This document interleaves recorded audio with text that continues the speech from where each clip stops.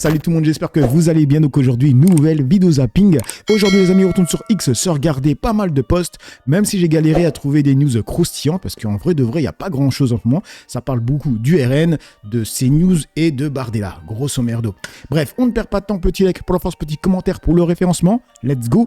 On commence avec la première news qui nous vient du Parisien, et c'est avec Louis Sarkozy. Regardez ce qu'il a dit. Ce qui tue les automobilistes, c'est l'assistanat. Louis Sarkozy veut supprimer les feux rouges, les lignes blanches, les panneaux de signalisation. Quand j'ai vu ça, je pensais que c'était fake les mecs. Du coup, regardez, on va cliquer sur le lien de l'article. Merde, je vous mets un screen. Donc, ce qui tue les automobilistes, blablabla. Sur RMC, ce mercredi, le candidat à la mairie de Menton dit vouloir une immense simplification de nos routes. Alors qu'une étude de la Fondation Vinci Autoroute révèle que 95% des usagers de la route disent craindre le comportement à risque des autres. C'est ce qui tue les automobilistes, c'est l'assistanat. Je plaide pour une immense simplification de nos routes, supprimer les feux rouges, les lignes blanches, les panneaux de signalisation, en bref, rendre le citoyen responsable de sa propre conduite. Il est fou le mec. Franchement. Du coup, ça dit quoi en dessous, hein? Pas si bête qu'on ne le pense. Aux Pays-Bas, on a aboli la signalisation routière. En France, ça pue, moi je sais, les gens sont tarés. Il y a visiblement une ligne blanche qu'ils ne comptent pas supprimer. On enchaîne avec Citizen Media, et là c'est avec la marque de lunettes, là, comment ça s'appelle, le Black Sheep, qu'on avait vu. Donc là il a été invité chez RTL, on va écouter. De la cuillère, je disais tout à l'heure, Black Sheep, le nom qui signe l'arrêt de mort de l'optique traditionnelle. Vous ne voulez pas vous faire que des amis, vous êtes transgressif, c'est le moins qu'on puisse dire. Je cherche pas à me faire des amis, mais je cherche à rétablir la vérité sur un marché qui manque énormément de transparence, et je trouve qu'en 2025, il est quand même surprenant d'acheter un morceau de plastique en moyenne 450 €. Et ayant 20 années dans l'industrie de l'optique, donc je suis fabricant à la base, et j'ai pas peur de dire que Black Sheep est une plateforme qui va faire changer la manière dont on consomme les lunettes de vue. Alors les mecs, moi je vous l'ai dit, je pense que ça va être comme avec la téléphonie quand Free est arrivé, qui a cassé les prix. Du coup, Orange et SFR se sont calmés. Et là, c'est marqué quoi? Voilà ce que pense Test Achat des lunettes Black Sheep. Regardez. Ça n'a pas l'air génial. En vrai de vrai, les mecs. Merde. Oh là là, il n'y a que de la pub. Voici pourquoi nous vous déconseillons les lunettes Black Sheep. Après, je ne sais pas ce que vaut ce site-là. Test Achat BE. Donc, c'est belge. Parce que le site aussi, là, Black Sheep, c'est belge, je crois. C'était où il y avait une vidéo? Voilà, juste là. Connais-tu Black Sheep? Sur cette plateforme en ligne, tu peux trouver des lunettes vraiment bon marché. Mais est-ce fiable? Nous avons fait le test. Le site indique que tu peux faire un test de vue gratuit dans les magasins Paulette. Nous avons donc envoyé nos experts WIM et France pour réaliser ce test. Après avoir reçu les résultats de vue, nous avons commandé 5 paires de lunettes avec des verres unifocaux et 5 avec des verres multifocaux, pour des prix allant de 17 à 110 €. Notre commande a été livrée après 18 jours, ce qui est plus long que ce que le site promet. Pour les lunettes avec verres unifocaux, la première impression était positive. En revanche, celles équipées de verres multifocaux ont été une vraie déception. Notre expert WIM n'a pu lire clairement avec aucune d'entre elles. Par la suite, nous avons fait contrôler toutes les lunettes par un optométriste expert. Il a vérifié la qualité des mesures, des verres, des montures et de l'assemblage. Conclusion, aucune des paires de lunettes n'était adaptée aux yeux ou au visage du porteur. Et chez Black Sheep, il n'y a pas de service après-vente en cas de problème. Donc si tu as besoin de lunettes, on ne peut que te recommander de te rendre chez un bon opticien.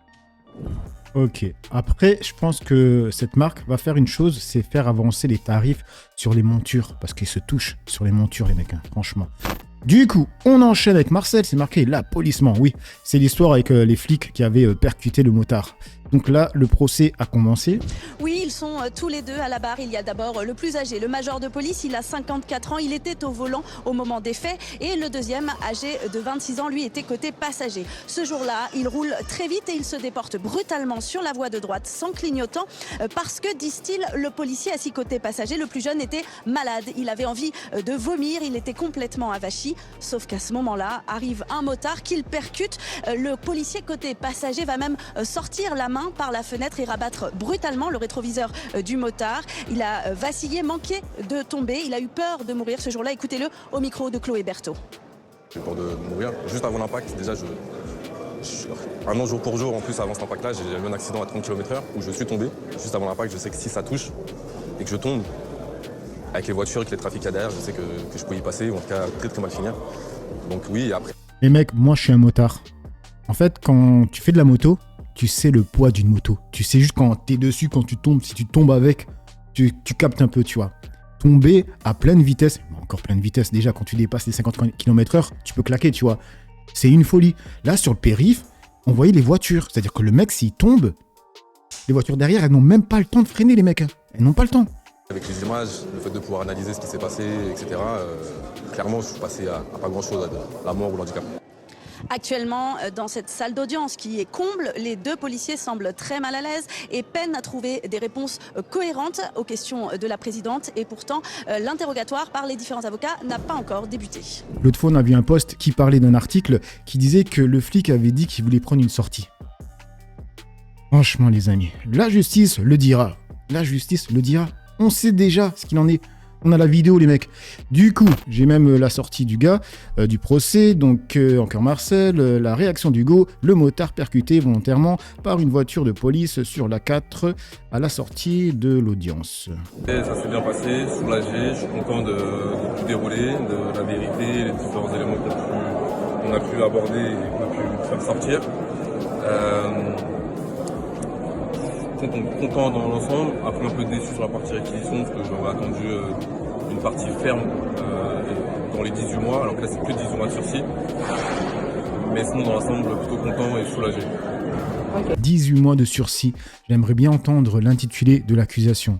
Si c'est tentative de meurtre par personne dépositaire de l'autorité, les amis. C'est une folie en vrai de vrai. En vrai de vrai, c'est une folie. Son compte, c'est Hugo VR9, force à lui. Pas cher payé pour une tentative de meurtre par personne dépositaire de l'autorité publique. 18 mois de sursis pour tentative de meurtre. Si ça avait été un gus de l'entrisme sioniste sur la moto, les flics auraient été extradés vers l'entité avec Manu qui frappe les deux flics avec le fouet magique de Sailor Moon dans l'avion. Et c'est... Bref, je préfère rien dire, c'est tout, je préfère rien dire. Mais c'est vrai que si ça avait été une autre personne, je pense que les chaînes d'infos en auraient parlé différemment et la sentence peut-être aurait été différente. Et on enchaîne avec France Info, et là c'est Franck Guenozo qui parle du système de santé américain. Et c'est ce système de santé qu'ils veulent faire venir en France, les mecs. Ça c'est réel. Il y a de ça que quelques semaines, au cours d'un match de football, je me suis arraché 2 ligaments de la main droite. Et derrière, le parcours de soins a été un parcours du combattant. Première chose, vous allez aux urgences, vous payez. Ensuite, on vous demande d'aller voir un spécialiste. Vous payez aussi en partie, en tout cas, la somme. Ce spécialiste vous envoie faire une radio puis une IRM. Alors là, faut patienter, il faut attendre que l'assurance donne son accord préalable avant de faire les soins. Et une fois l'IRM réalisé, là, le médecin a décidé de m'opérer. Et bien, même chose, là aussi, avant même de prévoir l'opération, il faut que votre assurance donne son feu vert pour ces frais opératoires, cette surgery, comme on dit ici. Une opération qui, ici, pour 2 ligaments de la main sous anesthésie générale, a coûté $18 000 dans tous les cas de figure. En tant que malade, en tant que patient, il vous reste un reste à charge. Ce reste à charge, pour ma part, c'est monté pour le moment à $1000, ce qui est relativement raisonnable, vous diront toutes les personnes qui sont autour de moi. Mais on ne sait jamais, Loïc, on ne sait jamais avec l'opacité du système américain s'il n'y aura pas dans les semaines qui viennent une autre facture dans ma boîte aux lettres. On comprend mieux pourquoi 40% des Américains reconnaissent aujourd'hui avoir des dettes médicales. Quasiment un Américain sur 2 reconnaît avoir des dettes médicales et il y a à peu près 8% de la population qui choisit de ne pas s'assurer d'abord et en premier lieu parce que c'est trop cher. Ok, il y a une personne qui a dit un IRM dans la journée. En France, il faut quoi? 3 mois d'attente. Maintenant, à vous de voir, vous préférez attendre 3 mois d'attente, même si c'est énorme là, je trouve, ou bien avoir des factures élevées comme ça et être du coup dans la merde. Et on enchaîne avec Kunta Kinte, et là ça parle de Morandini, donc c'est marqué l'une des victimes, Axel, avait 15 ans comme Morandini, lui en ayant plus de 50, le harcelait en lui demandant plus de 41 fois, en moins de 3 mois, d'envoyer des photos de lui à poil. Voilà qui Bolloré et Pascal Pro protège un prédateur de gamins mineurs. Jean-Marc Morandini lui a demandé 41 fois, en moins de 3 mois, des photos de lui nu. Ces messages, je les ai, on les a vus, donc la conversation, elle existe, elle est réelle. Et je vous parlais tout à l'heure des conversations qu'on avait avec Pascal Pro le lendemain, quand Pascal Pro explique « mais il n'y a rien dans cette enquête de Lilia, etc. » Je dis « mais quand même, c'est pas très respectueux pour quelqu'un qui a fait condamner à 2 reprises Jean-Marc Morandini pour corruption de mineurs, même si on attend la décision de la Cour de cassation. » Et c'est le seul point sur lequel Pascal Pro dit « Morandini, ok, ça c'est... bon, ça peut-être, c'est particulier. » Ça, c'est du off que vous dites. C'est du off, mais après, quand Pascal Pro téléphone à un journaliste, c'est jamais complètement off, c'est ce qu'il dit. Bien sûr que Pascal Praud, il sait que c'est un pédo, ils le savent tous, mais ils veulent prendre leur chèque, tout simplement. La soupe est trop bonne. Du coup, on enchaîne avec Jacques Renardière, c'est marqué hallucinant, cette journaliste affirme éhontement que tout va bien et que les inégalités seraient au plus bas en France. Malheureusement pour elle, le fact-checking montre exactement l'inverse. Pauvre, une journaliste de droite t'explique que les inégalités, ce n'est pas si grave. Et parler des inégalités en permanence de manière floue, je pense c'est rater le sujet de fond. C'est vrai qu'il y a le mot égalité sur toutes les mairies. Oui, mais c'est un peu ce qui fait la spécificité de notre pays. Monsieur le sénateur, liberté, vous avez parlé des inégalités. Dans les années 60, les inégalités n'ont jamais été aussi élevées depuis 30 ans. Depuis 30 ans, ce sont les statistiques de l'INSEE. Jamais on a eu autant. Jamais il y a eu autant de redistribution. Jamais autant les inégalités sont divisées. Je suis journaliste. Jamais autant. Mais vous lisez les statistiques de l'INSEE. Jamais. Vous savez bien que tout dépend. Mais madame, mais non. 90 statistiques sur les inégalités. Il y a des faits. Jamais les inégalités n'ont été aussi élevées depuis 30 ans. Jamais. Là, c'est très intéressant. Laurent Malva l'avait vérifié pendant que vous exprimez.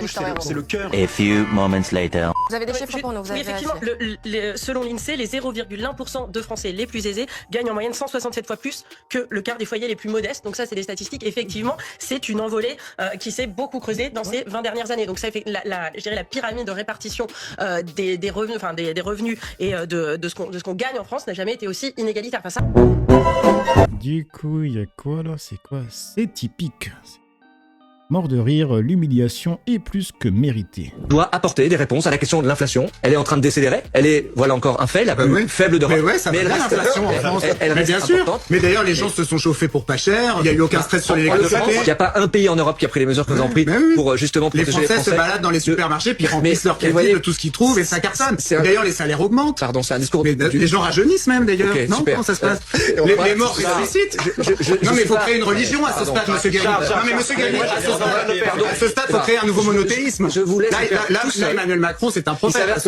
Et on enchaîne avec Front Républicain qui a marqué Bardella a détourné 133 000 € pour apprendre à sourire et à parler. Hélas, l'atelier improvisé sans paniquer ou produire une idée originale n'était pas proposé. Pour aller rencontrer les Français, loin des caméras, aller écouter les Français, sans caméra, au contact des Français, sans caméra, loin des médias, loin des réseaux sociaux, sans micro, sans réseaux sociaux, sans médias, sans réseaux sociaux. Et Olivier, c'est l'un des derniers boulangers d'Olivier, un boulanger. C'est-à-dire que Olivier qui est un homme incroyable, qui a mis la clé sous la porte, a dû mettre la clé sous la porte, qui a mis les clés sous la porte parce que la facture d'électricité, il a vu sa facture d'électricité être multipliée, la hausse des factures énergétiques parce que sa facture d'électricité, je ne supporte pas de voir cette solitude. Ce qui m'a frappé, c'est une très grande solitude. Ce qui m'a frappé, c'est la solitude que les économistes appellent la courbe de l'affaire. Il y a un principe en économie qui s'appelle la courbe de l'affaire. On appelle en économie la courbe de l'affaire, c'est-à-dire que trop d'impôts tue l'impôt, trop d'impôts tue l'impôt. Trop d'impôts tue l'impôt. Il y a un goût français pour la paperasse, il y a des questions de paperasse et de paperasse, la paperasse. J'ai grandi dans une cité, en grandissant dans une cité. Ma mère, elle était ADSEM, ma mère qui était ADSEM, elle a gagné 1400 € toute sa vie, Merci Jordan Bardella d'être venu sur le plateau de l'heure des pros. Jordan Bardella était l'invité de Punchline. Merci d'être venu.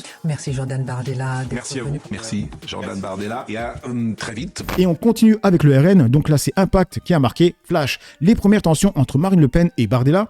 Marine Le Pen a semblé agacée face à Apolline de Malherbe lorsque cette dernière lui a demandé pourquoi Bardella ne serait pas candidat à la présidentielle, même si elle est éligible. Pourquoi Jordan Bardella serait pas le candidat à la présidentielle? Je veux dire, le candidat quoi. Mais il n'y a pas de primaire chez nous, donc les choses sont extrêmement claires. Si je peux être candidate, je le serai. Si je ne peux pas être candidate, et il sera mon Premier ministre, si je ne peux pas être candidate, il le sera. Et si vous pouvez être candidate, pourquoi il ne le serait pas? Et pourquoi le serait-il et que je ne le serais pas? Peut-être parce qu'il est en train de devenir quelqu'un de très bien placé. Vous avez peut-être regardé le Figaro ce matin, ce sondage IFOP, je le cite. Le casting présidentiel est encore loin d'être figé, mais à 1 an et demi du scrutin élyséen, Jordan Bardella apparaît toujours comme un prétendant incontournable. Parmi les possibilités testées, ils ont testé votre candidature et la sienne, mais ils vous devancent. Oui, mais vous voyez la force de notre duo, la force démocratique en fait de notre duo, c'est que Jordan Bardella sera le premier ministre à ne pas avoir été nommé, mais à avoir été choisi par les Français. Du coup, il y a une personne qui a dit une tension. Elle dit précisément le contraire dans la vidéo Impact, en bon média de gauche qui cherche à créer la discorde. Il y a une autre personne qui dit ils commencent à se bouffer entre eux, c'est bien. Et là, Bardella, ça m'aurait pas plu à toi. Et on termine avec CNews avec Sarah Salman. Alors elle, franchement, elle a pété des plombs, elle est de gauche maintenant. Elle a dit le Rassemblement National est l'héritier du Front National. Il a simplement changé de nom en 2018. Alors, le Rassemblement National qui est l'héritier du Front National. Oui, c'est la seule chose que vous savez dire. Mais moi, c'est quand même fondamental. Mais vous avez, mais c'est aussi fondamental de parler des racines des journaux. Le Rassemblement National a simplement changé de nom en 2018. Mais vous avez parfaitement raison. Comme le Parti communiste soutenait Staline. Non, mais... Voilà, et donc c'est exactement la même chose. Mais donc on peut aller. Mais vous avez parfaitement raison. Vous avez parfaitement raison. Si c'est le seul argument qu'il y a contre le Rassemblement national, je veux bien l'entendre. Jean-Marie Le Pen. Eh ben je trouve que c'est pas un argument de poids précisément. Mais beaucoup de gens. Pas grand monde. Ah bah si. Pourquoi il y a eu un barrage républicain alors? Eh ben pas grand monde. C'est bien le problème d'ailleurs, parce qu'aujourd'hui de considérer, Sandra, de considérer qu'aujourd'hui des gens qui vont voter demain ne voteront pas pour le Rassemblement national parce que Jean-Marie Le Pen l'a fondé en 72, je pense que ça ne touche plus grand monde. De la même manière que le Parti communiste aujourd'hui, tout le monde vote pour le Parti communiste sans penser. Tous ceux qui votent pour le PC, ils se demandent pas que le PC a soutenu Staline. C'est exactement pareil. C'est pas sérieux de dire que le rapport, par exemple, à l'antisémitisme est le même dans le cas de Marine Le Pen ou Jordan Bardella qu'avec. En 2024, il y avait des candidats particulièrement discutables. Non, mais je vous parle du parti en général. Et ils ont un rapport à ces questions-là qui est. Ouais, les candidats, ils étaient chelous, les mecs. Hein. Si je fais une vidéo là, franchement, un zapping, vous allez vriller. Hein. Il y avait des gars vraiment perchés. Hein. Le carillon. Moi, je veux bien qu'on agite l'antisémitisme, etc. Enfin, je peux citer Marine Le Pen. Enfin, ce qui se passe dans les universités, c'est pas le RN, c'est LFI. Hein. Ce qui se passe dans les RSI. Les Juifs votent pour le Rassemblement national. Mais pas du tout. Arrêtez de dire les Juifs votent pour le RN. Tous les Juifs votaient pour le RN, c'est faux. Pas dit tous. Vous dites les Juifs votent pour le RN. Zemmour. Bah oui, c'est ce qui s'est passé en Israël. J'y peux rien. En Israël. Ils n'ont pas voté pour le RN. Ils ont voté pour Éric Zemmour. C'était lui qui était le premier. Ok, donc voilà les mecs pour cette petite vidéo zapping. Franchement, il n'y avait pas grand chose à se mettre sous la dent. Désolé d'avance. Dites-moi ce que vous en pensez dans l'espace commentaire, dans la joie et la bonne humeur, sans insultes, comme d'habitude. Moi, j'ai assez parlé pour le peu que j'ai parlé. À vous d'écrire. Tout le monde.